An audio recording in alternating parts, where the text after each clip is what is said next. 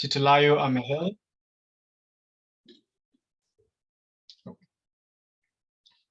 Sorry, are we still going? All right.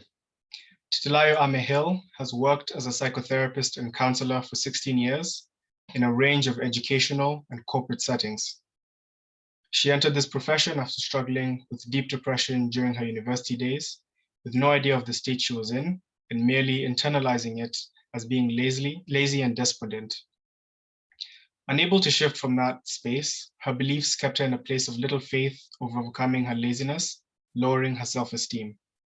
But a college counselor helped her to label and identify these issues, which is what she'll be doing with us today. Titilayo specializes in supporting people struggling with debilitating stress, anxiety, and burnout, particularly to help them heal past traumas that may still haunt them in the present moment and may be the root cause of current addictions or physical ailments. The goal is to build self-care programs that facilitate recovery and rejuvenation. Obi Abuchi is an author and resilience coach who is incredibly passionate about personal leadership and the difference it makes to our lives. He is the CEO of Core Leaders International. Core Leaders International is a leadership coaching and training business with the purpose to transform lives and create a better world by equipping leaders to lead from the inside out. The training enables people in leadership positions to be more resilient, overcome burnout, anxiety, and stress, and to lead with purpose and impact. The center of Obi's work is challenging our natural tendency to live our best lives by influencing and controlling our outer world before our inner world. Yet, great leadership comes from first managing our inner world with a foundation of personal leadership in place. And with that, I open the floor to our speakers, Obi and Titilayo. Thank you, Alex. Thank you, Alex. Welcome, everyone. It's good to have you here. It is. It's fantastic to have a very international crew on this webinar. An absolute joy for Titi and I to be with you today. And we know we are very excited about the things that we're going to share with you today, because we know it's going to make a difference to your life, whether you are in a leadership position or not, you're influencing others, you're working as a professional. These are going to make an incredible difference to you. We live in a world today that is a VUCA world. And this is a term over the last 3-4 decades that has become ingrained in the business world in particular, and starting off with the military world, that our world is volatile. There's so much volatility going on in countries that's impacting political situations, economic situations. There's uncertainty, even in countries with robust economic and health institutions. COVID over the last couple of years reminded us that there is still so much that we cannot control. There is complexity. We're having to deal with big issues, climate change, systemic racism, political transformation, and there's ambiguity about how do we navigate all of these changes. And so life is throwing all sorts of challenges and pressures our way as individuals. Many of us can relate to some of the health challenges, financial challenges, work challenges, relational challenges, competition, and then dealing with the pressure of political challenges. And what does this do to us? And why does it make a webinar like this so relevant for us?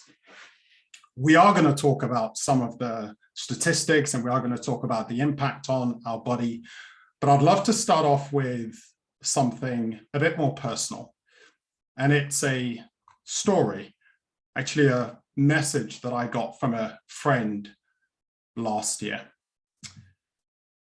It was a WhatsApp message. I've changed some of the content for confidentiality, of course, but this is pretty much the gist of it. Hey, Obi, sorry for my silence. I am in blah, blah, in hiding. I have got so much burnout that I just needed to get away from it all. Doing 3 jobs nonstop for 2 years, often keeping long hours, is not good for one's mental health. I'm finding that out the hard way. Sorry, but I had to share. I return to the UK at the end of the month. When I got this message from my friend, I was shocked and not shocked. I was shocked because this friend is a senior leader in an organization, high flyer, really high achiever, and at this point had been doing 80 plus hours a week for 2 years. And I'd interacted with him just the week before, and he seemed to be doing just fine, really. Full of life, full of passion, and yet clearly he wasn't. And part of what shocked me was I felt, Obi, you're in this game, you should have known. And then I remembered that actually there was no way I could have known because it's not always obvious. And so many of us on this call, either thinking about ourselves or thinking about people that we know, can relate to this because on the outside, things seem great and we look great and we're suited and booted or whatever it is we wear. But on the inside, we're suffering or we're screaming or we're hurting. And part of the reason I know this isn't just because I work with leaders like this or individuals, it's because I've been there myself. And my friend's message actually took me back to a point in my life when I was in a similar place, launched my first book, my business, wrote my first book, but overextended financially. We were paying our mortgage on the credit card. We had our 3 boys already at that time. And I felt hopeless. I felt like a failure. I was contemplating suicide because the pressure was just too much. And oh, by the way, I was already a coach and an NLP practitioner at that time. And yet I had to acknowledge that the tools that I had gathered up until that point, the resources, the strategies, they just weren't enough. And I needed to go deeper. I had to take a deeper journey towards what I often call personal mastery and just really understanding what's going on in my body, what's going on in my mind, what's the neuroscience behind this that I really need to get, that I really need to engage with, that can help me not just have a know-how shift, have a skill shift, but have a mindset shift and be able to tell myself a different story. And so that's why we're excited today, because Titi and I are going to share 7 strategies with you that are going to help you just unlock more of your innate resilience and tackle stress, anxiety, and burnout. But before we go into the strategies, we're going to take a deeper look into what's behind mental health, what's behind stress, what's behind burnout. And for that, I'm going to hand over to Titi. And trust me, you want to be taking notes and pay great attention to this because it's really going to open up your mind to your inner world and what's going on behind the scenes. So over to you, Titi.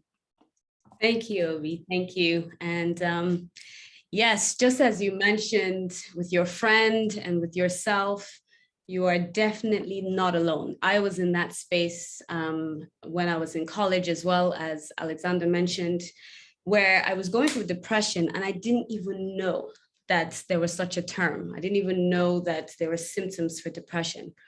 And just as we see from these statistics, we're not alone. You know, there's a lot of stigma that is attached to having mental health issues. And I mean, even just in this Zoom call, 1 in 4 or 1 in 5 of us will be struggling with a mental health condition, either currently or in the past. Now, before, you know, my spiritual African people jump at me, I reject it. I don't claim that one in my life. Please hear me out, because I know it's like, I don't take that one.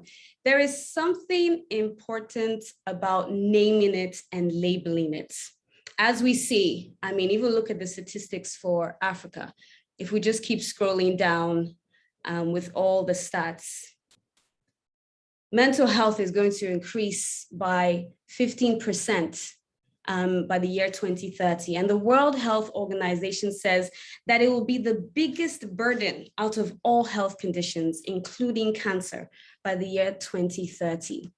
So it's something that we really need to pay attention to and know that it's not something to be embarrassed about, because most people are struggling with it one way or the other. And absolutely, we need to reframe our mindsets. Yet at the core of neuroscientific research, it shows us that there's a region in your brain that gets fired when you name a problem and you validate that it exists. So what happens is when you name it and label it and acknowledge that it's there, it releases the hijack that happens in your body when you are stressed, so that you can deal with the challenge more clearly.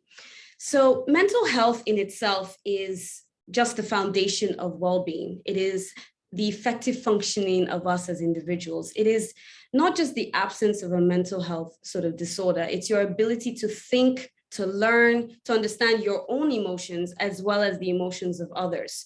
So it's really about a state of balance. The factors involved are your physical health, your psychological, social, cultural, and your spiritual factors affect this type of balance.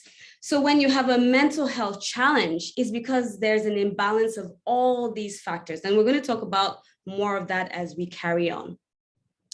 So before we discuss mental health and what that might look like, let's go back a little bit on the next slide. So let's go back a little bit to the past. So now we are blessed to have a language for mental health where we can say we're anxious, we have counselors, we have psychotherapists, we have psychologists. But in the generations of the past, they had nothing really. There wasn't really a language for what you're going through and the symptoms. I mean, in some cultures, it was seen more as a spiritual thing, like, you know, maybe you have a juju spirit or mami water, or, you know, so many different things that explained why someone was acting crazy, so to speak, right? However, now, you know, so that's why now with my clients, I always ask them about the older generation, and to even look back and see, well, did you notice anything in your own parents? Or is there anything in their own parents? So Dr. Masaru, who is a Japanese pseudoscientist, did some research on how our thoughts and our emotions have impact on water. And in his experiments, it's really interesting. He exposed glasses of water to various words, to pictures and to music. Then he froze the water and he examined the crystals under a microscope. So he claims that positive words and emotions, and even classical music and say positive prayer directed at the water, produced beautiful crystals, while negative words and emotions or screechy music, I won't define what that is, produced uglier types of crystals. Why is this? Because water has memory, and our human body is made of 60 to 70% of water.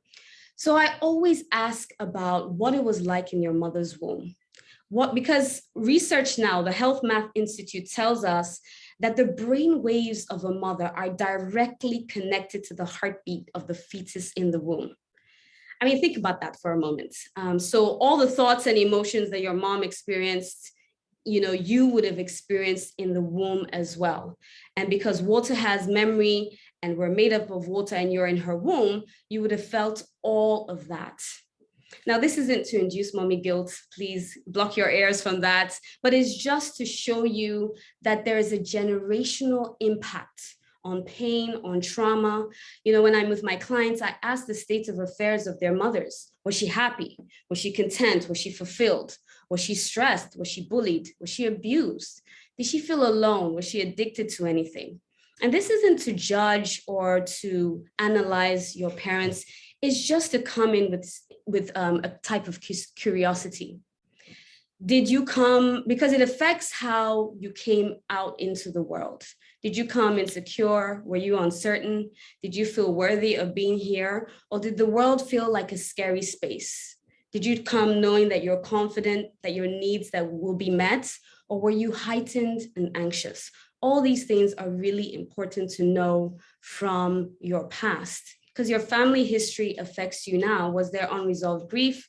Was there abuse of any kind? Was there unforgiveness? You might even be struggling now and thinking, I find it so hard to forgive. It is possible that this could be something that's been passed down to you. So check with your parents, were there any tribal wars? Were there any family members that they argued with? Was there anything even culturally, right back to slavery, that is affecting you possibly in present day? So all of this is just to take you back so that you can also start looking forward, because these vibrations affect your heart, and your heart is the seat of your emotions. So whatever is there from past or present, it's important to pay attention and just do a little check. So we're going to do that before we start today, as we go on to our next slide. So just a little check-in, because as Obi said, we're going to be going to places that will trigger you. Trust me. Even I, who's doing this session, I hear certain things and woof, I'm like, man, that one hit hard. So we just want to check in, because this is all about mindfulness. We're going to talk a little bit more about that. So I'd like to invite you to come into your space, to feel yourself in your seat. Close your eyes if you're comfortable. And just bring yourself to your breath.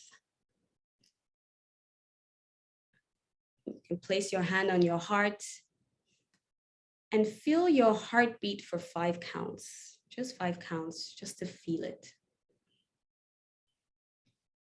And as you're feeling your heartbeat, have a deep breath. Feel the warmth of the breath as it goes in and out of your nostrils.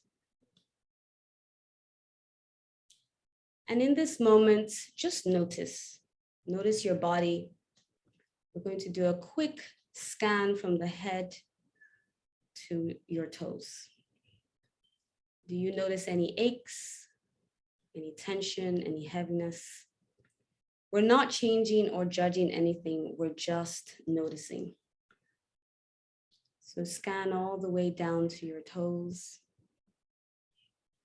See if there's anything there. Any gurgling sounds in your stomach, any tension there. Now let's go back to your heart. Let's notice, are there any feelings here today? Are you tired? Are you anxious? Are you happy? Are you grateful? Are you sad? Are you angry about anything? Just notice what's happening with your heart today. And as you notice your heart, just want to picture a little white light coming out from the core of your heart and creating a little bubble around you. This bubble is your safe space. Nothing can penetrate this bubble. Whenever you feel activated at any points in this webinar, in this bubble, you are safe, you are protected, and you are loved. So we're just going to take a deep belly breath. And you might just sigh it out. Last one, deep belly breath in. Knowing that you are safe, protected, and you are loved. And when you're ready, you can open your eyes. Okay, so this is just a little practice. It literally takes 2 minutes to pause in the day, and it's a grounding technique. Before you have webinars or before you're out there going to work, or you're just taking a little break, just do this practice to help ground you. Okay, so on the next slide, we're going to do a little check-in. How is your engine running? How are you fueling your body? How are you managing your responsibilities, your family, your work? What habits have you developed in order to cope with your current lifestyle? We're going to do a little poll and fill out as many as apply to you. Again, we're not judging, we're just taking stock of where we're at.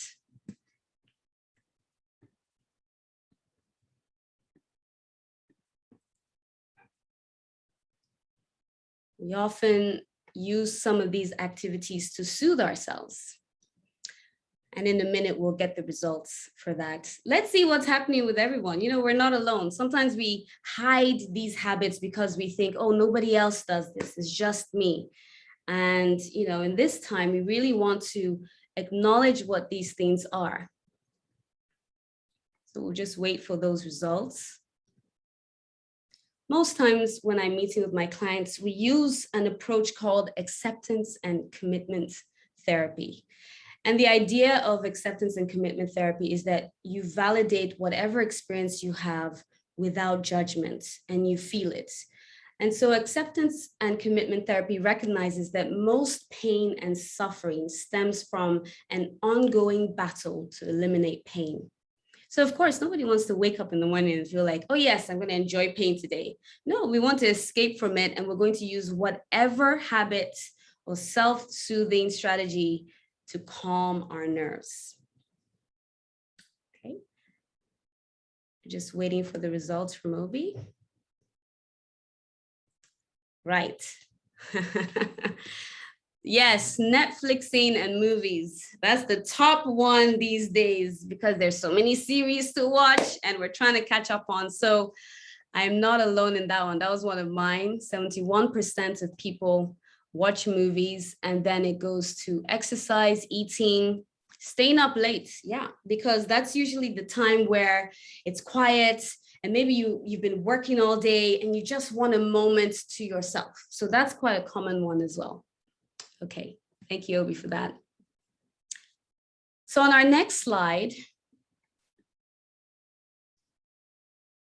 we'll talk about the foundation of how to fuel our tanks in the right way. Now, I love Lynn Namka's definition of resilience because it's about building your bounce back muscles.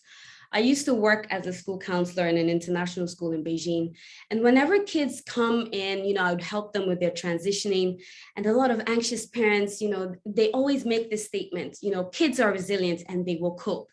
And yes, I definitely agree with that. However, if you don't teach children effective tools on how to manage, you know, transitioning to a new environment, to even acknowledge the anxiety they're feeling, the fact that they're worried about making new friends, they will struggle to navigate their educational environment. And that is the same for us as adults. You know, the Heart Math Institute defines resilience as your capacity to prepare for, to recover from, and adapt in the face of stress, adversity, or challenge. And your capacity is spread between your physical, mental, emotional, and spiritual energy. So for your inner battery to be fully charged, you need to consider what drains you. Now, the part that we're not able to quantify is your emotional energy. And that is the part that drains you the most. That could be past emotions or that could be present emotions. So for you to be equipped with effective self-regulation coping skills, you need to be able to efficiently manage your inner battery so that you can build the bounce back muscles in the face of adversity and stress. So let's talk about self-regulation, but that starts with awareness. So on the next slide, we're going to look at the differences between stress and burnout. So stress is not all bad. Stress is our body's natural response to pressure. And there are many different situations or life events that can cause stress. It is often triggered when we experience something new, as I mentioned with, you know, children transitioning into schools, or something unexpected, or it threatens your sense of self. You know, if someone is degrading you or patronizing you in some kind of way, or when we feel we have little control over a situation. And I can imagine that for most of us during COVID, our financial situations have just been up and down. So of course, there will be a lot of stress there. Burnout, on the other hand, is quite different. Burnout is more about prolonged stress. So it's important not to confuse burnout with stress. Stress is more about having too much on your plate. So too much work to handle, too many responsibility, too many hours spent working. Burnout is quite the opposite. You know, you typically feel like you don't have enough. So you don't have enough motivation, you don't have enough energy, or you don't have enough care. Burnout tends to also be more work-related. And I include mothers and fathers who work from home. And I mean stay-at-home moms and dads, because that is a different kind of work. Even if you're not getting paid for it necessarily, it is a form of burnout that you can have as well. So some of the causes of burnout are having a heavy workload, having a poor work-life balance, dealing with distressing situations, particularly when you're lacking autonomy in the workplace, where you're being micromanaged, not being sufficiently rewarded, and that's typical. That doesn't only have to be monetary, but in affirmations, in appreciation as well in the workplace, being in an unsupportive environment, and experiencing unfairness or discrimination. So you may be at higher risk of burnout, particularly if you already feel like your self-esteem is low, or there might be unrealistic expectations in the workplace or at home, or you're not comfortable with, you're not able to cope with the stresses that are coming your way. So you also may be experiencing burnout at a higher rate if your job requires a heavy workload. This is the part where your boundaries are your needs and what make you feel safe and comfortable in an environment. So it's the expectations in your relationships and your environment. So when you don't have strong boundaries and you have a heavy workload, of course, you're going to go into burnout, especially if at the workplace, and this happened a lot in schools, is where it's understaffed. You find that one person is carrying the load of so many people. And of course, this creates conflicts in the workplace.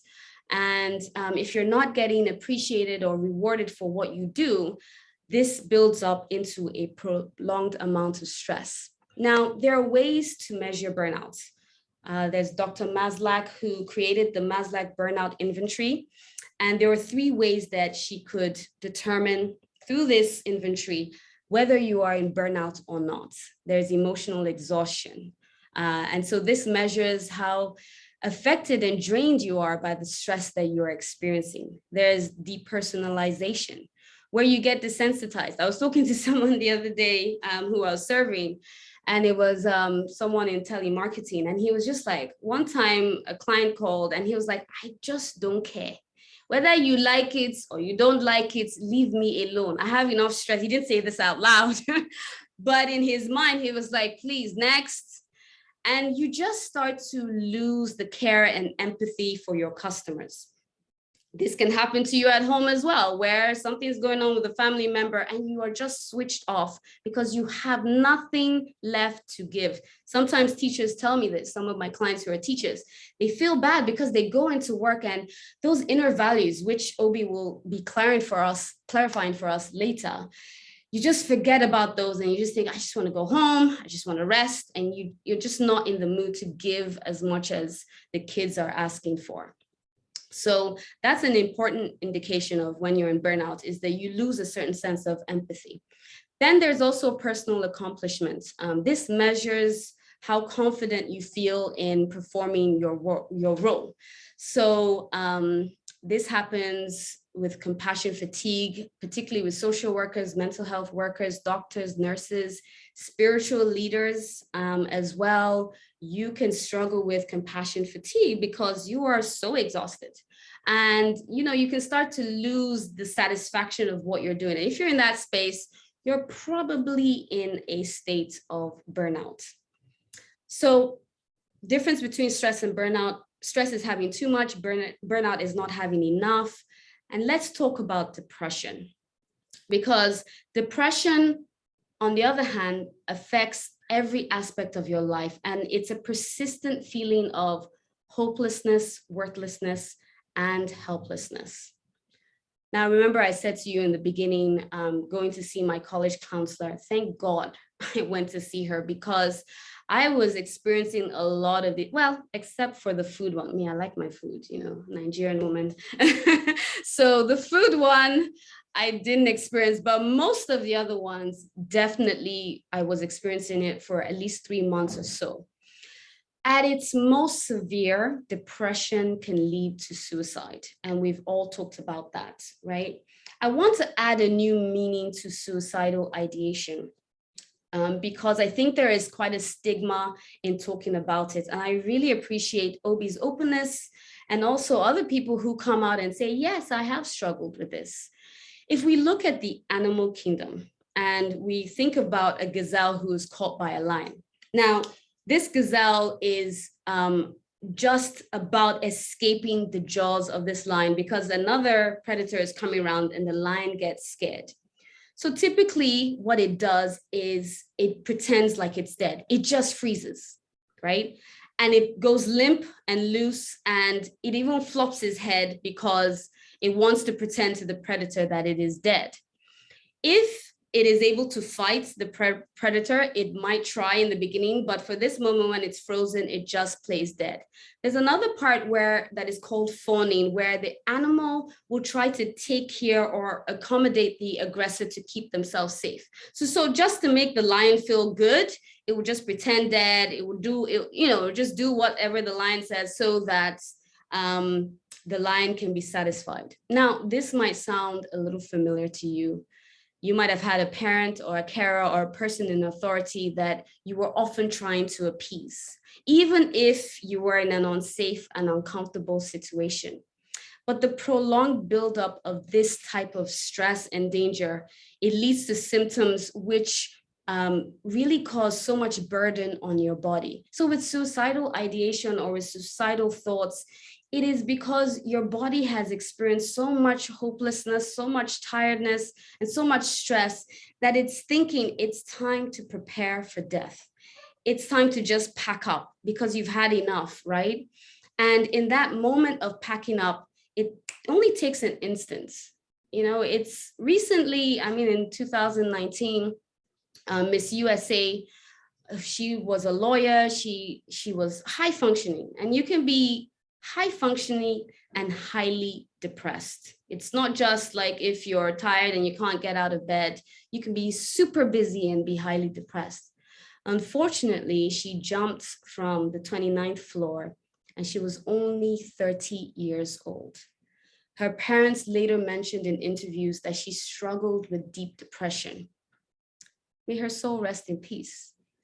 But this story is not uncommon. If we leave these symptoms for too long, and if we stay in that vibration of shame because of judgment of other people or even judgment of ourselves, we prevent ourselves from getting the help that we need. In Africa, we say that unless you sleep in someone's bed, you have no idea what they're going through.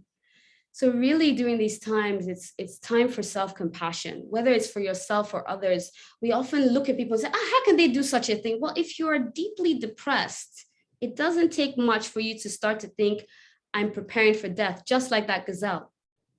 The hope is that, and when the gazelle, if by luck, the lion goes away, the gazelle will first start to breathe. They still don't move, right? They start to breathe first, and then they have to shake their bodies and then get up and run. So coming out of depression, it's not like a quick fix. You have to really learn to look after yourself. You have to really learn to speak, and we'll be talking more about some ways of coping with that as we go along. Okay, just a quick check-in, because sometimes when we talk about that, some of us may have experienced people who have gone through that, or we have experienced it ourselves. So just kind of move and shake your body. Just shake it off. Remind yourself of your name or names. I have many names. Enna, Titi, Layo, Bintu, Ajoke. In fact, there are many, bless my mom. So just remind yourself of your name and shake it off, because we need to move it to lose it. Okay. So stress cycle. How do we start to manage these symptoms that we might experience from stress and burnout? So you start with a stressor. I'm going to use an example of bugs. When I was in boarding house, there were some roaches around and they were not pleasant. And till this day, it's kind of alleviated now. There's always been this kind of phobia of cockroaches. So I see a cockroach, and then the thing that comes to my mind is, oh my gosh, this is a tiny thing, right? but I just think this thing is just going to crawl over me and it's so disgusting. The feeling in my body is an intense kind of closing up. I feel disgusted in my emotions. I feel like this is so irritating, annoyed that I'm actually in a situation where there's a roach next to me. And of course, the natural thing I do is, or I run away, right? Now, there's something called, Tony Robbins calls it Neuro-Associative Conditioning. During that time in my life was a time where I was separated from my mom for a long time. So of course I was in grief, I was in loss. There were all these new people that I had to adjust to, and it was a new environment, an uncomfortable situation. So when you are in these situations and there's already some kind of pain or trauma happening to you at the same time, that item, that stressor, the cockroach, becomes a reminder in your immune system that there is danger. So I was going through my trauma and my loss, but the cockroach then became that conditioning that says every time you see a cockroach, the neural pathways in my body say, right, it's time to react because of the stress that I was feeling. So on our next slide, we'll look a little bit more at these helpers in the brain. These helpers in the brain that help us react in times of danger. So I'm only using these three. I mean, we have a complex sympathetic and parasympathetic nervous system that plays into all of this, and Obi will be describing some of this as well. But these were the ones that I taught children in school because I wanted to teach them to have empathy, to know that when that child comes to you and says you are stupid or an idiot and you want to whack them in the face, it's not just because you're a bad person, it's because there are mechanisms in your brain and your body that is telling you you're in danger, and therefore you're supposed to react. So if I ask you where your brain is, you'll say it's in your skull. If I ask you where your mind is, just then you would have gone to the clapping of my hands, right? So your mind is wherever you place your focus. So I teach children that the front part of their brain is the part that helps them to focus. And you actually have control over that because your brain is a muscle. Neuroplasticity tells us that our brain is flexible. So you can change and reframe your mind. Your prefrontal cortex is like your wise leader, is like your guru. It's the part that helps you solve problems. It helps you concentrate, and it helps you to have clarity in your decision-making process. The amygdala, on the other hand, is the oldest part of the brain, and it's formed, the first part that is formed in your mother's womb. Now, the amygdala does not think like the prefrontal cortex. It just reacts. Fight, flight, freeze, fawn. That is the way that it reacts. It sees danger. It's like your security guard. And it's there to tell you, hey, it's time to run, guys, or it's time to react, or it's time to freeze and surrender. Again, this amygdala is the part that is formed in your mother's womb. And this is why I always take the history of the state of affairs of your mother. Because if your mother was in a constant state of anxiety or stress, guess what? The amygdala in your brain in the mother's womb will constantly feel like that. So when you come out in the world and you're scared, or you're a really colic baby or a crying baby, it's probably because you've absorbed that in the womb you were in stress. Please, again, ignore mommy guilt. Please, this is not to make people feel bad. I've had my experience, with my own son. I could trace his anxiety to my state of affairs. And yep, I feel mommy guilt about that a lot, but it also informs me and gives me empathy for why he reacts a certain way. He used to grind his teeth when he was a baby so loud. But I knew it's because during that period, I was going through a lot and I was anxious, right? So when everybody was like, oh, why is he doing this? Oh, why can't he swim? Or why can't he do this? I just knew that, you do not know what this kid has been under, right? So let's leave him alone, because I get it. Now he jumps off waterfalls and he does all these crazy things. And I'm like, God, please, I beg, save this child though. Because he was given the empathy and the understanding from young that it's okay that you're this anxious, right? So that's what the amygdala does. It helps you in times of danger. The hippocampus is your memory saver. It saves all your negative and positive associations and memories from the past and in the present. So remember that bug I told you about So I see a cockroach in present day, and a grown woman like me at age 42, I'm jumping because my hippocampus doesn't know what's real or imagined. It just remembers that, oh, we see a cockroach, we jump, right? And we're scared because of all the stresses that were involved at that time. So we know all of this. We use these mechanisms in the brain as a way of showing empathy for why we react the way that we react. So let's make it a little bit more personal. This fight, flight, freeze response. Think about yourself for a moment. When you are stressed or when you are anxious, how do you respond? Just embrace it. We're not judging it. Just think, what's your default way of responding? So acceptance and commitment therapy says, acknowledge it and know that you're just being triggered. Daniel Siegel on the next slide describes this as flipping your lid. So when you flip your lid, it's not just because you're angry. You flip your lid when you're running away, or when you're freezing, or you're kind of surrendering in a certain situation. And that's more about your coping styles. So if we look on the next slide,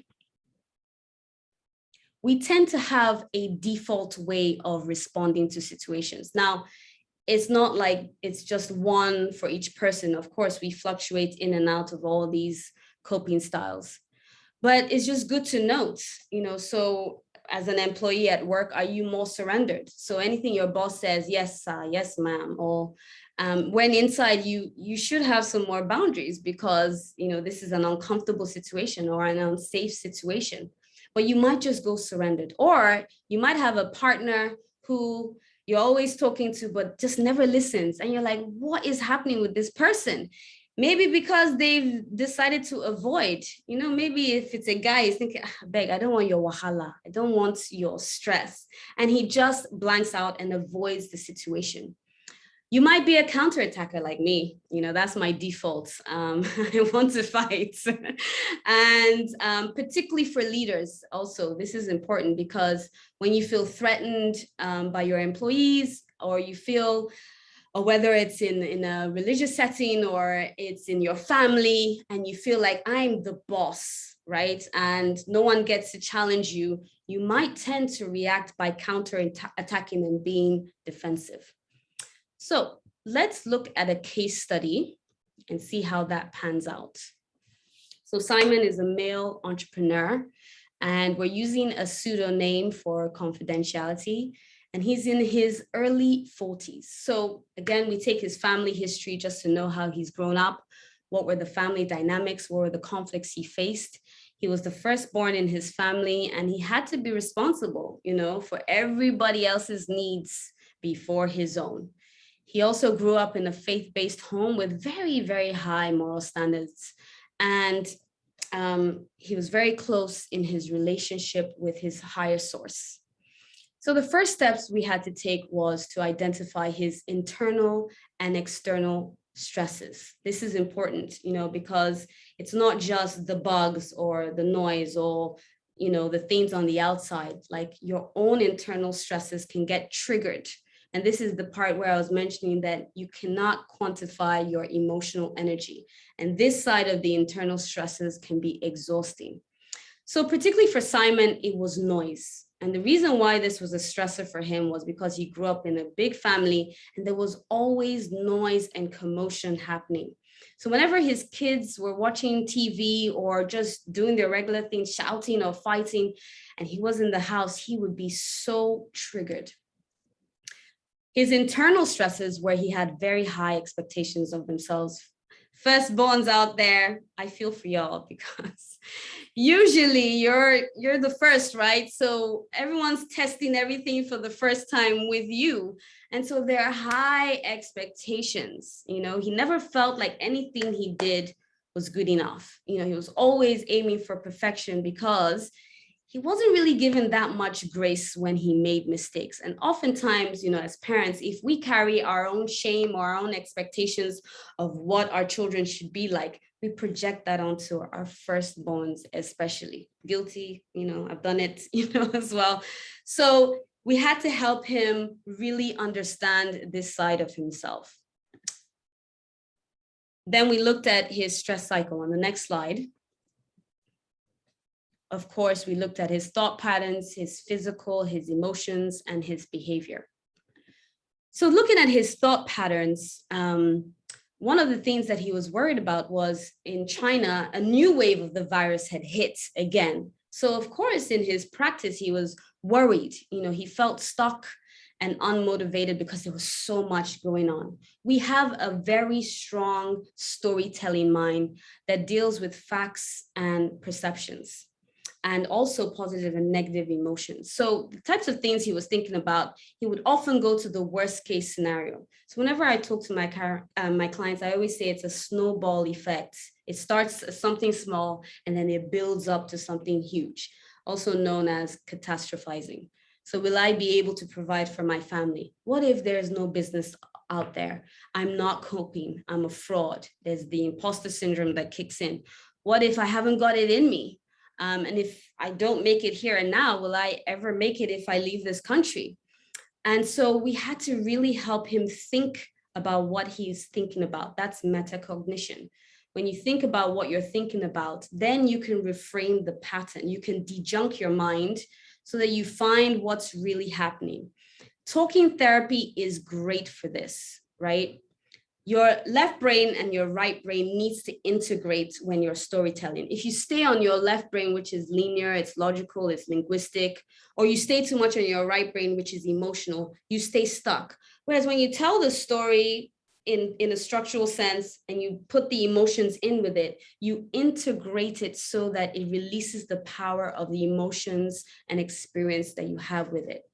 So your storytelling is a way of bringing your unconscious thoughts to your subconscious and your conscious mind, because you need to feel it to heal it, right? So I always encourage worry time. I know some people say, oh, don't worry, but actually spend time thinking about what you're thinking about, because then after you know what is in there, you can dejunk and then you can reframe. So let's go to the physical. So look at the symptoms here, see if you identify with any of this. Our body is always trying to send us messages, always, but we ignore it. We live such a sort of sedentary lifestyle, and you can sit at the desk for a long time, not even notice that little shoulder pain that's happening or the back pain that's happening. And so with Simon, we had to really look and identify what his body was telling him. Sometimes you might even have psychosomatic symptoms. You go to the doctor and they say, nothing is wrong. And you're like, but this pain is debilitating. Are you sure nothing is wrong? It possibly is, because it's been something that's been prolonged. Being exposed to stress for a long amount of time has built up into this symptom. So for Simon, his skin on his forehead would often get dry before he goes to sleep. And he would experience a lot of knee pain. And then he would also experience tightness in his chest. Now, the interesting thing about the tightness in his chest is he didn't even know that they were panic attacks. He was having mini panic attacks almost every single day. And they will last for about a minute or two where he's sweating, he can't breathe. He feels like he's going to die, literally, right? But in his mind, he's like, okay, it's going to pass, it's going to pass, it's going to pass. And then it does pass and he carries on. Now, identifying this was big because, and it's always really important to check, because you could be having some kind of heart attack or it could be a panic attack. So seeing something when you experience tightness in your chest, or you go through anything over 2 minutes or 3 minutes, please go and get help. Okay, that is not healthy to stay in that state for a prolonged period of time. And so by identifying these symptoms, he was able to realize that, okay, when I'm feeling anxious or stressed, there's specific parts in my body that affect me. And this is important to know, like different, emotions kind of get stored in your body in different places. So you might be experiencing grief and you feel it in your back. You might be experiencing anxiety, you feel that in your guts. the more versed you are in what these symptoms are, the more you're able to say, you know what? I think I'm feeling lost. That's why this back pain is happening. Let me just stay in that grief and identify what's happening and release it. Or, man, I'm feeling really angry right now with my boss and I feel that in my chest. You know what? Let me offer myself compassion and deal with this anger in my chest. So your body is just always giving you signals about what's happening. Let's look at what is happening underneath the iceberg. So we need to have a more nuanced emotional vocabulary other than mad, sad, and glad, right? Because those things, and the default we go to is I'm angry, I'm frustrated, I'm annoyed. Do you know why? Because those are comfortable emotions. They don't involve a level of vulnerability. Like the other day, we got a puppy recently, and my children just spend so much time with this puppy. They don't even come to say hello to me when they come into the house. And my daughter asked, she was like, why are you acting funny? And I paused for a moment. I said, I'm feeling jealous. And she was like, oh, really? I was like, yeah, I'm feeling jealous. But it felt so vulnerable. Even when I said it, I was like, I hate that. But I was feeling jealous. But when we're able to kind of really think about the more vulnerable feelings that we're feeling, then we can name it and we can release it. So for Simon, at the time, he was feeling stifled. He was feeling helpless. He was overwhelmed, really with the situation that he was in. And he needed to be able to name those specific emotions. So let's go to signs and symptoms of his anxiety.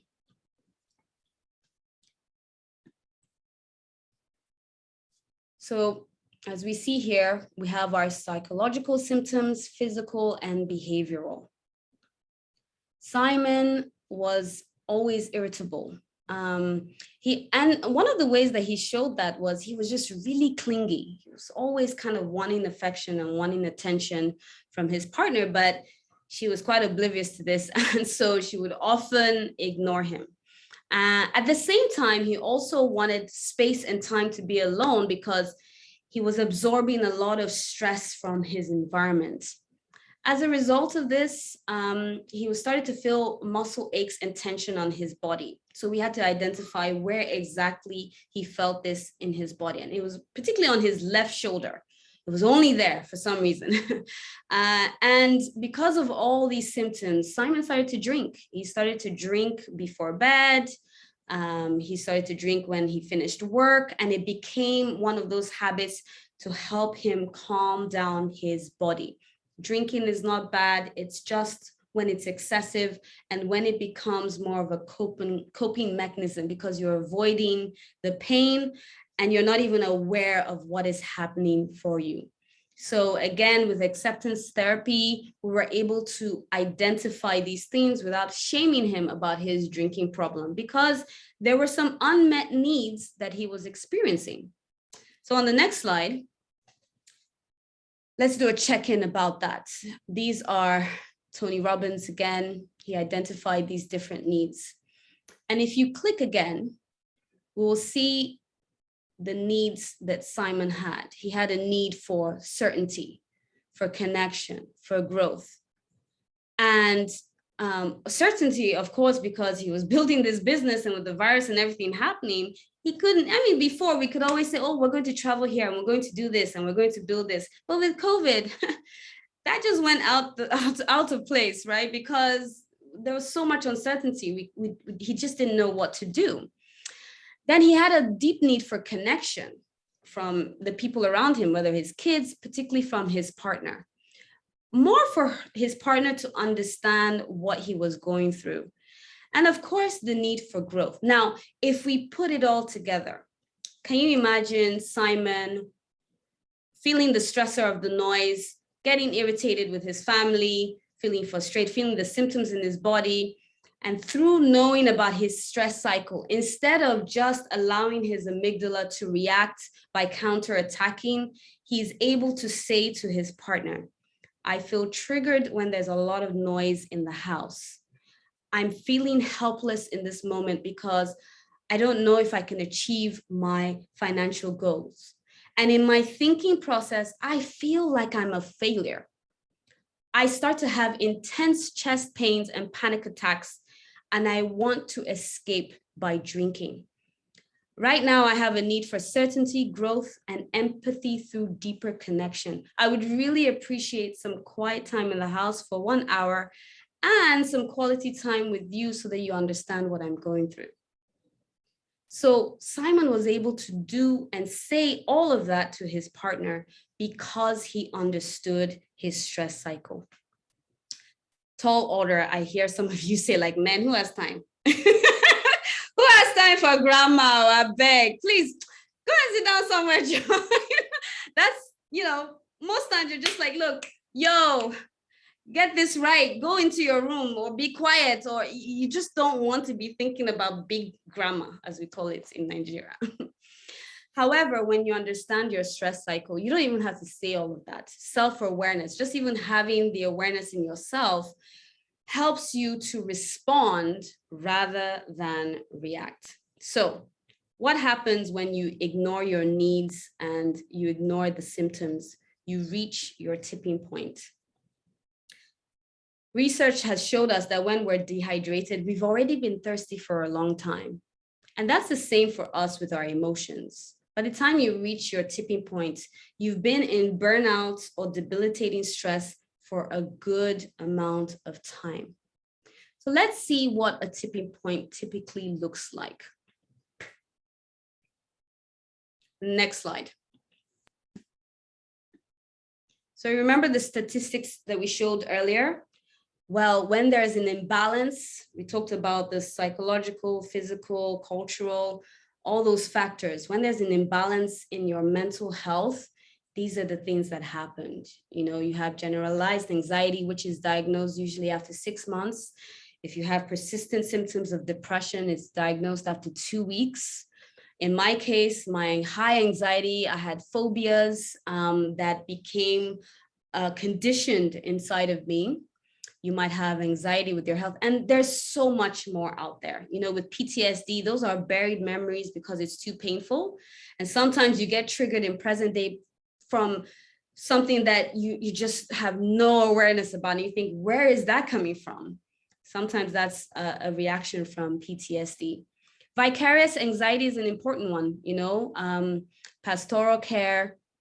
Those in pastoral care or leaders in organizations or highly sensitive and empathic people are affected by this. So you absorb rather than observe. You absorb rather than observe other people's emotions. Okay, let's do a quick check-in on the next slide. Where are you at? So this is the stress curve. We're going to do another poll.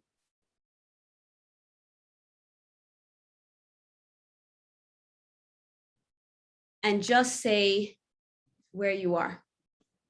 Let's see where we all are today.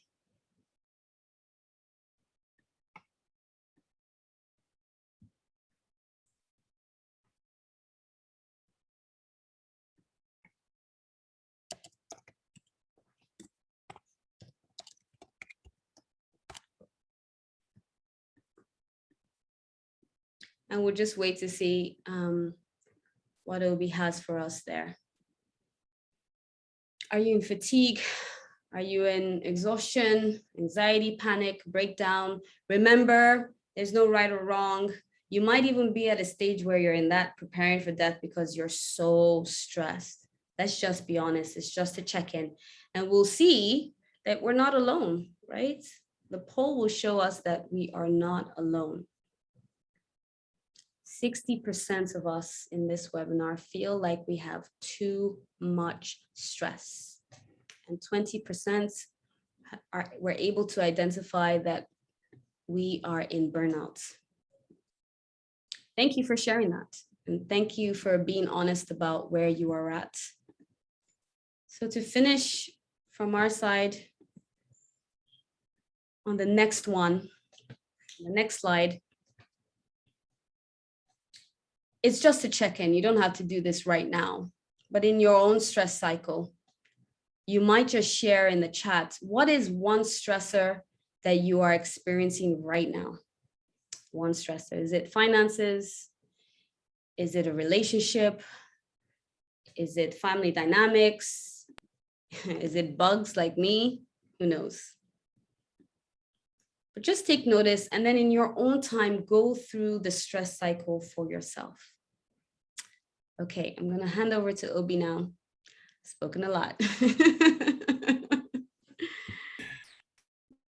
Hey, Titi, you say spoken a lot, but spoken so much incredible stuff. And I do want to acknowledge as well, just as you have, thank you to everyone who shared, responded to that last poll and acknowledged where you are at. And even though I do this on a regular basis and work with leaders, and we talk about a lot of these issues, it can be heavy at this point. And so you might, even right now, having acknowledged that, be feeling heavy. And it's been important to really unpack, and Tita's done a wonderful job just doing that, just really giving a picture of, hey, what's going on behind the scenes? What's happening beneath the surface? What's going on inside of us? I often say to leaders all the time, when life squeezes you and the pressure is on, what you're like on the inside will come out. I don't care how you're suited and booted, what you're really like. If you're not in touch with those stressors, you're not aware of all of that anxiety, you're not aware of the different things that trigger you on the inside. If there's anxiety, there's fear, there's doubt, there's self-deprecation, all of that under pressure, it will come out. So just want to acknowledge that and celebrate you for acknowledging where you're at. Just before we move into the 7 strategies, I'm going to ask you to take a deep breath, take it in. Just as we had a check-in with your heart earlier on, an opportunity to do that again, and just, hey, you are okay. And now for next 10, 15 minutes, what we want to do is say, if that's the reality for a lot of us, experiencing that challenge, experiencing that stress and pressure, then what can we do about it? How can we tackle that? And the 7 strategies we're going to share with you will help with this. The first one is this, and Titi mentioned it earlier on. When you're not clear about your values, you're not clear about your boundaries, and that ends up causing a lot of stress. And so the first strategy is to really align your life around a clear set of values. As individuals, when we're focused on the things that are most important to us, that's when we get a greater sense of resilience, and we feel a greater sense of purpose and passion. When you're not living in alignment with your values, then you end up spending most of your time and energy doing things that aren't important to you, that aren't meaningful, and that causes a lot of stress. And so I often work with individuals and say, so do you know what you stand for? Do you know what's important to you? And therefore, are you able to say no to the things that aren't? Are you able to say, hey, it's 6:30 right now. I'm shutting the laptop. I'm shutting my phone off. I'm going to be present with my family because that's really important to me. And that gives me energy. Now, there's also some neuroscience that I want us to talk about. So there's a part of our brain called the reticular activating system that connects to the base of your brain from your spinal cord. And it's got a compact bundle of neurons. They're different shapes and sizes. And it acts as a gatekeeper for the information around us. So, you know, when you are looking to buy a car and then all of a sudden you set your mind on a specific car, you see that car all over the place. You think, how come everyone else is interested or suddenly driving that car? Well, that's the reticular activating system, because our conscious mind can only process so much information. So we are filtering out information all of the time. But when we focus in on something, then we see it. And the reticular activating system helps us stay focused on what's most important. Our values are like that. Our values help us stay focused on what's most important and what really gives us energy. And what happens though when we're not clear about our values, when we're not living in alignment to them? Well, a lot of what we've talked about already. And I want to bring this to a global example so you can see how this can impact people, thousands of people. So here's an organization. They had these values: respect, integrity, communication, and excellence. At an organizational level, the leaders signed up to them on paper. This is how they were living. The reality, though, was a completely different story. And for those of you who are old enough, you can cast your mind back to 2001, December, the Enron organization, whose leaders said, these are our values, this is what we live by. In reality, they were living by these values. They weren't living in alignment with what was important to them as an organization and also important to them as individuals. And sadly, this caused 20,000, just over 20,000 employees lost their jobs. $74 billion was lost because leaders weren't living their values. And when we know our values as individuals, we're able to course correct. As I've said already, it keeps us just really anchored. We know what our boundaries are, and then we're able to leave a legacy that counts. Now, how do you work out, how do you be really clear about your values? Well, not to be morbid, we've already talked about preparing for death, but there's a really powerful way of just projecting to imagining our funeral and thinking about, what do you want your loved ones? What do you want colleagues to say? What do you want friends, people that you have impacted? What would you want them to say about you? Is an incredible way of being really clear about, how do I want to live? How do I want to show up? What are the things that really excite me, give me energy, give me purpose? And I want to focus on doing those things. Now, surprise, surprise, I've actually written my eulogy from the perspective of my boys and from the perspective of my wife. My wife doesn't like the fact that I've written it, but I've written it anyway. And it's a really powerful way of being super clear about, Obi, who am I? What do I stand for? What's important to me? What gives me energy day to day? So that's the first strategy. The second one I want to talk about is cultivating rewarding habits. So every day, right? Every single day, we get up, we make decisions about what we're going to do, brush teeth, put clothes on, go get a latte wherever you are, get a hot chocolate, go to some buka, you get some meat pie, whatever it is, right? I mean, we all have our different things, and we think that, oh, we're being purposeful, we're being considered about those choices. The reality is a lot of our habits are automatic. They're all automatic because our brain can't handle us thinking about all of these decisions. So it becomes automatic. And they're really powerful ways of, when they're done right, we can get energy from those, and they influence our attitude. So our habits can be both a blessing and a curse. When they're really positive habits, they can be a blessing, they energize us. When they're negative habits, they can be a curse because they de-energize us. Someone once said, our habits determine our future. And they do that because they shape our character, both at a mental level, physical level, behavioral level.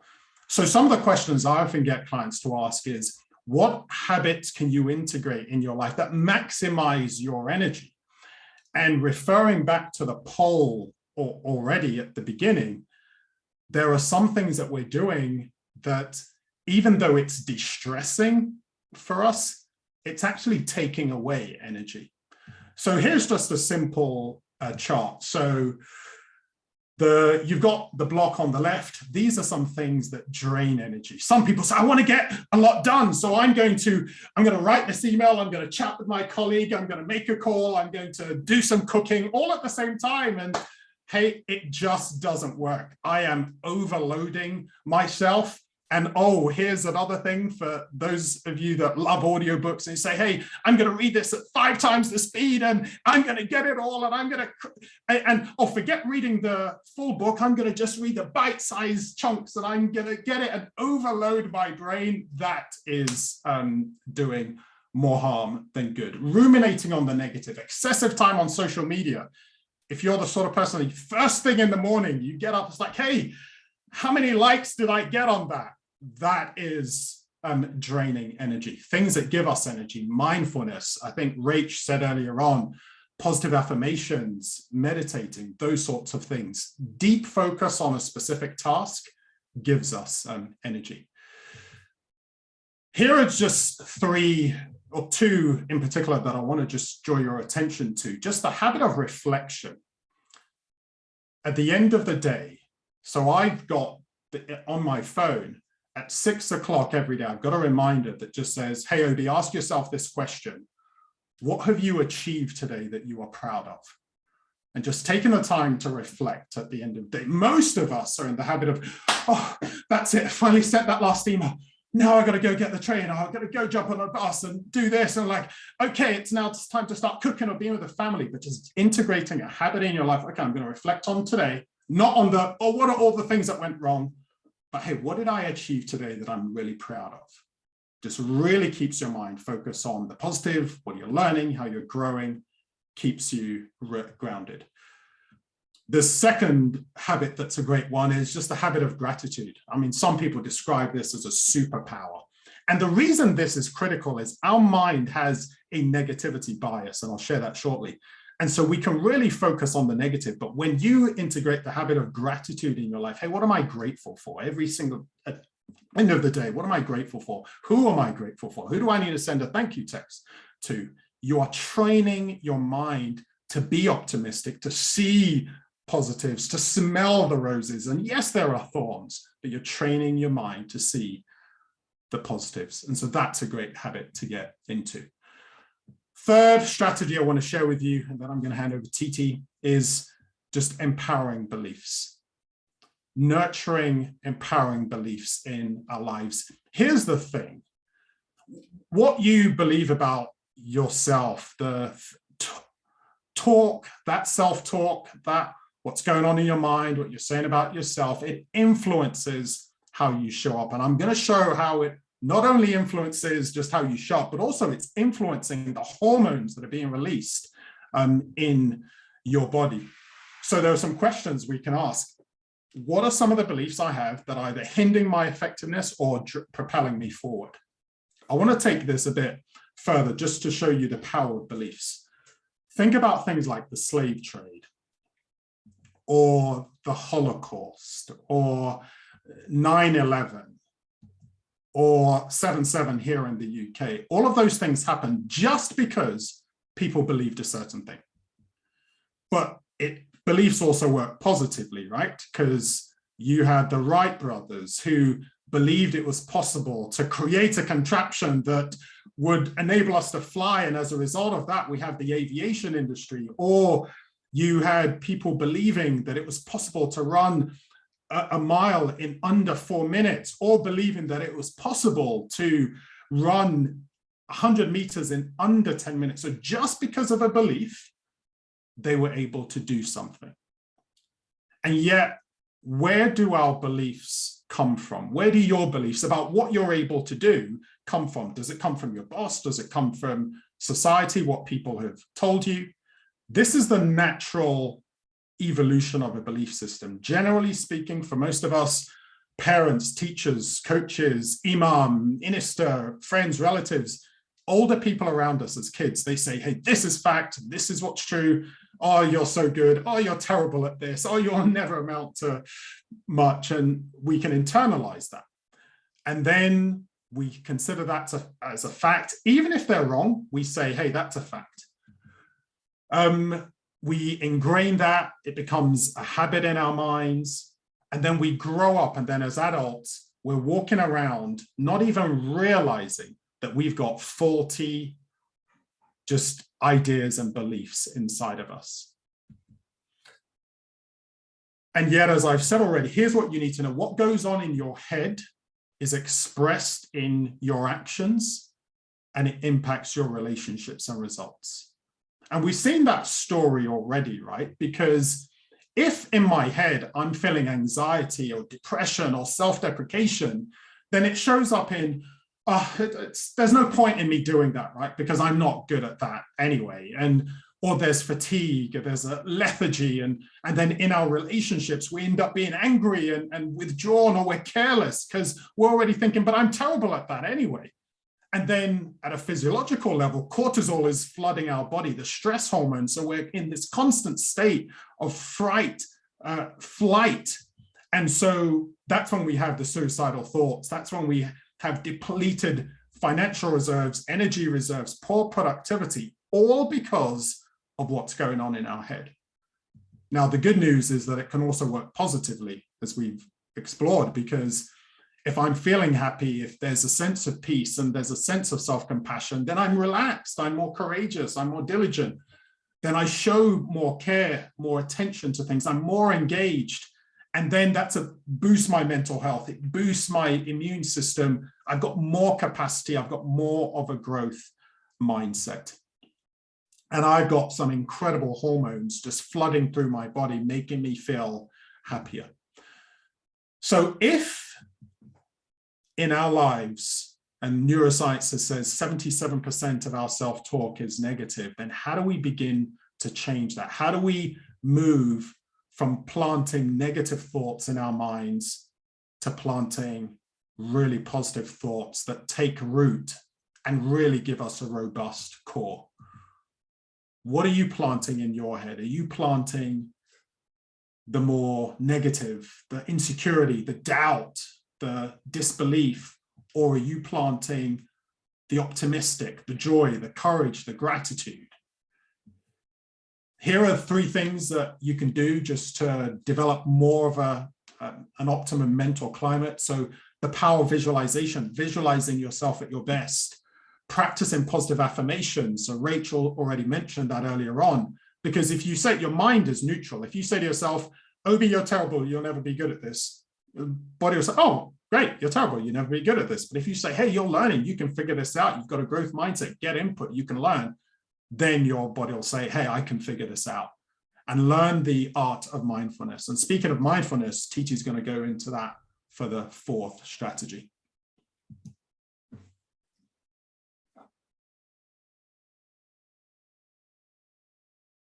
Okay. There we go. Yes, I'm back on. So mindfulness, the M word, as some of my students used to say to me, oh no, not the M word, because they'd heard it so many times, you know, in different practices. And we all have different ideas of what mindfulness is. For some people, it might be meditation, it might be a religion, it might be a breathing exercise. However, Jon Kabat-Zinn, he developed a mindfulness-based stress reduction program over 30 years ago. So he was working with patients who were experiencing chronic pain in the hospitals. So he took many traditional and long established mindfulness practices and made them accessible to a wider audience. So it's almost like a westernized version of ancient practices, particularly in Asia. So we'll see in his definition that mindfulness is the awareness that arises from paying attention in a particular way on purpose in the present moment. And the important part is non-judgmentally. It seems really simple, you know, this practice, you know, because just to pause for a moment, because we have a puppy mind, and trust me, I know what that really is now because we have a puppy in the house.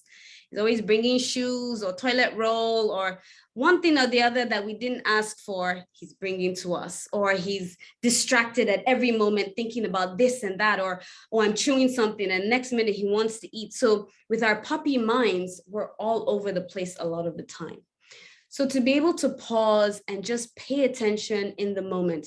So you're not dismissing what's happening to you. You're not saying, oh no, I don't have this ailment. Oh no, I don't have this emotion. Neither are you over-identifying with it, where it consumes you and you're hijacked by it, and you start catastrophizing.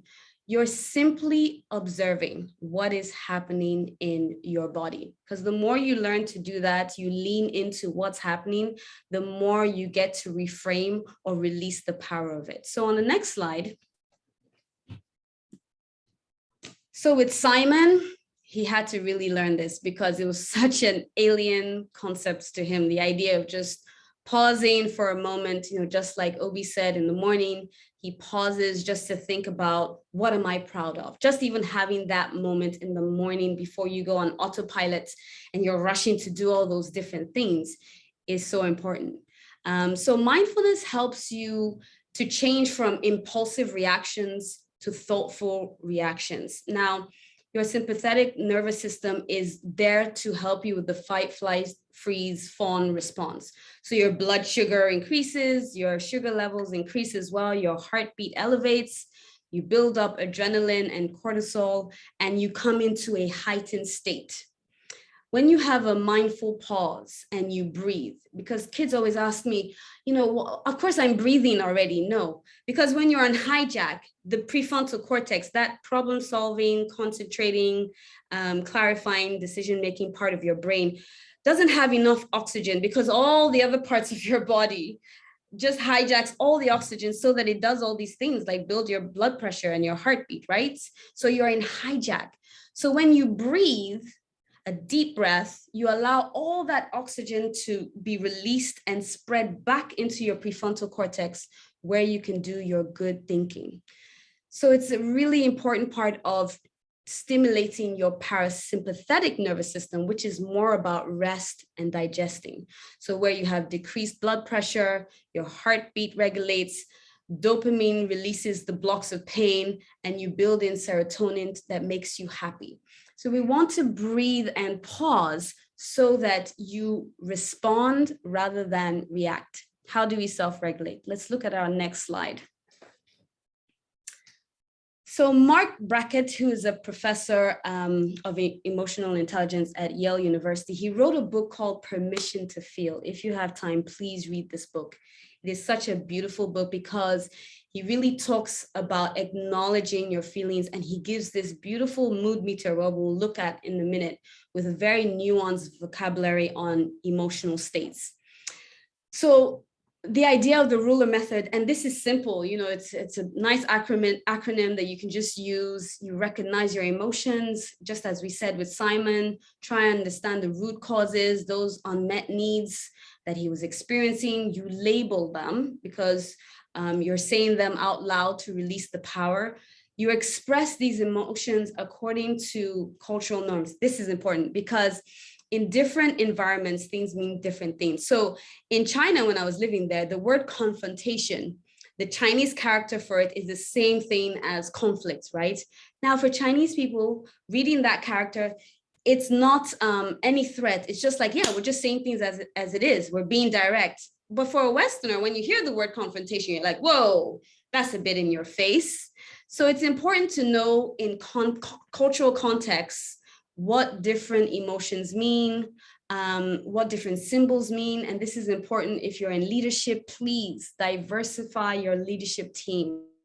Because the more you have different people from all over the world, and even if you're in Africa, different people from different tribes, the more you learn to show empathy and express needs in your organization because you understand these different cultural norms, which then leads you to, of course, regulating. So let's do a little check-in with our mood meter on the next slide.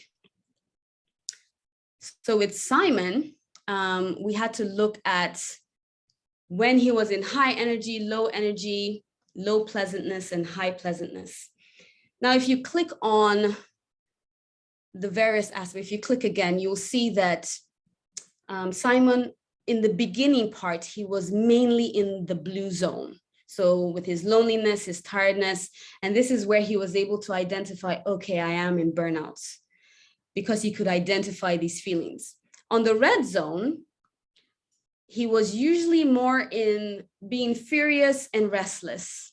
And so can you imagine being in this place? And so with the mood meter, I often ask my clients, do it for a week and just let's see what the patterns are. But he was mainly in these two zones most of the week. And this was important for him because he was able to identify, well, no wonder I'm struggling, because if I'm constantly lonely, tired, exhausted, fatigued, then I'm not going to move much. With mindfulness and paying attention to his needs and building his toolbox, which I'll talk about in a minute, he was able to move to different places in his mood meter. So in the yellow zone and the green zone, he built himself to the point where he started to be more playful with his kids, similar to Obi's practice. One of the things that I asked him to do every morning was hand on your heart, think about at least 3 things that you're grateful for every single day, and just keep that up as a practice. And the more he did that, the more he felt a sense of balance and ease. And we'll look at some other things that he did as well. So the next strategy is from Daniel Siegel, and it is name it to tame it. Again, with mindfulness, rather than dismissing what you're going through with those around you as well, we thank the emotion or the reaction and say, okay, your body is giving you back pain or it's giving you a shoulder pain. Thank you for giving me this shoulder pain because you're giving me a sign that I need to pay attention. Then you can also say to your body, I see what you're doing and you're reacting how you're supposed to react. However, I don't need this right now because I am safe, I am protected, and I am loved. So with me, with my cockroach, as it comes and the thing is running towards me, and my body is reacting, I'm like, hey, okay, this is scary. But thank you, because my body will do what it's supposed to do, which is I want to run away. However, in that moment, I can say I am safe, I am protected, and I am loved. And so these are strategies that Simon also learned, that when he was restless, when he was irritable, rather than shaming himself and feeling guilty and saying, here I go again, I snapped at my kids again, or I've been withdrawing, or I've been drinking so much. It's like, well, I'm doing this for a reason. And let me look more into that. So the next slide is about the tech-savvy world we live in and the thing that it impacts the most. So remember from our poll, sleeping late was one of the highest in the percentage, right? And this is such an, I mean, I could literally do a whole webinar on this. With your amygdala, when you have a lack of good sleep, it causes your amygdala to overreact. So good quality sleep affects learning and memory. It helps you have a healthy immune system. You have emotional balance and a positive mood. And also your digestive system works really well. So waste removal is quite fluid. When you lack sleep, you increase your chances of diabetes, high blood pressure, heart disease, heart attack, and stroke. I mean, less than 6 hours of sleep is often linked to weight gain as well. So it disrupts the balance of hormones in your body, and it causes just a sense of almost hyperactivity or underactivity during the day. So really important. And this part, I always use gradual exposure therapy, because with Simon, he was going to bed as late as 2 or 3, because of course it's the quiet time where everybody's asleep and this is where he could do his work. So rather than giving him this tall order that he can't achieve and go to bed at 9 or go to bed at 10, we gradually exposed him to, okay, tomorrow, let's aim just for 1 week, aim to go to bed at 1. Then the next week, go to bed at 12. The goal being that he gets to bed at 11, 11:30 and tries to make that consistent, even just for 3 days. And over time, when he started to notice the benefits, he was like, you know what? I like the way I feel in the morning. I feel more refreshed. I feel more balanced. I feel like I can achieve more. And it wasn't cold turkey. So he was able to more or less move his sleep down to latest 12 o'clock. Consistently for 4 to 5 days, right? So it's always good to give yourself an out and to build up changing your habits gradually.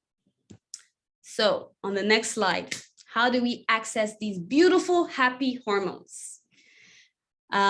It's important to know what the benefits are of these chemicals that are going through your body. Because when you know that, oh, actually, when I complete a task, boom, that's a dopamine reward that I'm getting there. Now, of course, dopamine being that hormone that comes with rewards is the same with alcohol or with texting, as Obi mentioned, or the likes on social media. We've seen that every time you see a like, you want that hit again, right? And we stay up late for the likes, for just all the things that we have on social media. But there are other ways we can get this dopamine, by celebrating the little wins. Like Obi said, I'm proud of what I've achieved. With sexual intimacy, that's also another one. I mean, sexual intimacy is in all of them, as you can see. And this is really important for children. For those of you who have children, or if you grew up without affection, I know some people find touch difficult, depending on their experience. But it's also important to see that there are other ways that you can get oxytocin, which is the love hormone, by a handshake or a hug or a touch. Even when your kids are older, they still need touch, so as much as possible, if you can, keep giving them that type of touch. Okay, so the next slide. This part is about self-compassion. And just like, what Obi was sharing earlier about his friend, I imagine that as he was going through this cycle of burnout in his mind, where he had to run away, there was a lot that he was lacking with self-compassion. The gremlins in his mind and his brain would have been on overdrive. And so these are some questions to just ask yourself. Can you practice regret without falling into a dark hole? Can you take responsibility without blaming yourself, where you beat yourself up to the point where it's so debilitating? Can someone do something nice for you without wondering, what did they want? Why are they being so nice to me? Maybe because you don't feel deserving, maybe because you don't feel worthy of accepting those gifts. And are you able to be okay even when someone hurts you? That's a big one. Forgiveness. Forgiveness, as they say, is like drinking poison and expecting the other person to die. Forgiveness doesn't mean you need to reconcile with the person. Forgiveness is for you. Forgiveness is for your heart and to help you not be in that state of bondage with whatever it is that person has done for you, but to be able to release it by acknowledging it first, validating that it's there, expressing it, using the ruler method to get it all out, but then allowing yourself compassion. So this is something we had to do with Simon. On the next slide, you'll see some of the things that he was saying to himself. I love Jim Quick's definition of self-talk. So your brain is a computer and your self-talk is the program it will run. Unfortunately, our self-talk is multi-dimensional because it could be self-talk from yourself and it could be what was passed down from your parents. Remember I said about the brainwaves of your mom connected to your heartbeat and water keeping a memory of your thoughts and emotions from generations. So if this happened in the old days and it's happening for yourself now, it keeps you in this place where that dark hole, it keeps you in that dark hole. When you're able to acknowledge that and reframe the self-talk, and this is, sometimes they say, some people don't like the statement, but fake it till you make it. You don't have to believe it, right? Your subconscious mind is the most susceptible part to any information that you put into your brain. It's formed sort of around like when you're 7. And so if you say to yourself, I'm good enough, I'm capable, I'm lovable, I'm worthy, I matter, your subconscious mind will start to believe it. So you don't even have to say to yourself, you can be listening to a meditation on an app, or you can be listening to a sermon, or you can be listening to anything that has good intentions in it, and it will go into your subconscious mind. So build on your self-talk with your compassion. It's so important. When you get into that place with the shame gremlins where they want to tell you, oh, you're an imposter and you're a failure. You can acknowledge that because we name it to tame it, right? We don't dismiss it. You acknowledge those thoughts and then you reframe them with empowering beliefs. Okay. The last check-in. This is something I normally do at the beginning of my sessions with my clients, actually. And it's just a check-in, another one similar to the burnout and stress one. How are you doing with your hydration? Put a number on there. We're made up of water, 60 to 70%. So we constantly need to revitalize ourselves with at least 2 liters of water. I say that I'm coughing because, man, I can do, oh, there you go, Obi. He's drinking his, yes. 1 liter I can do, but 2, anyway. But that's what you need just to revitalize your body. Then your fitness, it doesn't have to be a lot. It could be a walk, 10 minutes. We live such a sedentary lifestyle, especially with all that's happening in the world with COVID. We're sitting a lot. So we need to move it to lose it. Put a number on there. How's it going with that, with nutrition? These days, we tend to have to supplement because the food we eat doesn't have the same density of nutrients as it did 100 years ago. So it's okay to supplement if you need to. Ideally, it's better to get it from food, but check your diet, check what fuels you and what drains you. Sleep patterns, we just talked about that. Just check in. How's that going? Is it late nights? Does that affect you the next day in your hormones? We check that. Relaxation, your relationships, meaningful contribution is the big one. Do you have time to actually do things for your community that resonate with your heart, right? Fun and passions. That's usually the one that my clients find difficult. As they say in Africa, body no be wood though. All work and no play makes Johnny a what? So it's important to have fun and do things that you're passionate about. When you are in flow, you have less resentment in your workplace and in your relational environment. But when you're not in flow, it builds up in your family life as well, and you're not doing the things you love because of all the responsibilities you have. That's what took Simon to a place where he was just on shutdown. So he couldn't connect with his heart because he wasn't doing things that he loved. And so he couldn't connect with the people around him and their hearts. So check in with yourself. What is something fun that you like to do? Okay, so toolbox, our final slide. What's in your toolbox?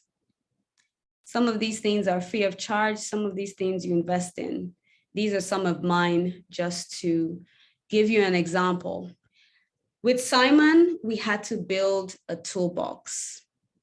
And in all those aspects I just showed you, with his relaxation, with his family connection. Now, at nights, I have a different role. I am a DJ by night and African party planner. So I love Afrobeats. In fact, when it was COVID and there was no way to meet with people to dance, I just put my headphones on and I started dancing on the streets and people look like, who is this woman? Sometimes people will join me. Some people just look at me like, what the heck? She has red hair or blue hair or purple hair. And she's just dancing. But I'm like, I just want to enjoy myself. Hey, and I look at them like, oh yeah. Because it was free of charge. And I know I need it for my well-being. So we need to connect with our inner child and be playful. Because when you're in that heart space of play, oh my gosh, everything else flows. You feel motivated, you feel energized. So think about that, what's in your toolbox. Get well-versed about what's in the toolbox of your partners and your children. Oh my gosh, can you imagine in the workplace if we all knew each other's well-being toolbox and we knew when people were drained or burnt out, but we knew what they needed to revitalize themselves, and we even surprised them with some of those things? Think about how different our environments will be. So I hope that's giving you some ideas and some tools. Please share with us any questions you might have, and Alexander will take over our Q&A session.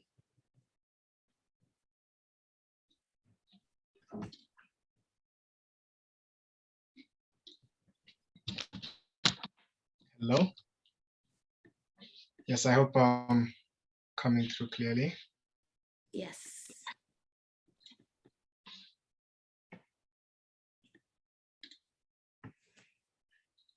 Okay, well, that was really an amazing session, and I think our audience definitely learned a lot, benefited a lot. I could see already in the comments people's reactions, and thank you to Salayo, thank you, Obi. So we're now moving into our Q&A session just to give our audience a chance to interact with our speakers, and we'll do this by just raising your hand and indicating that you have a question, or you can also put your questions in the chat, and I'll do my best to sort through them and put them forward to the speakers.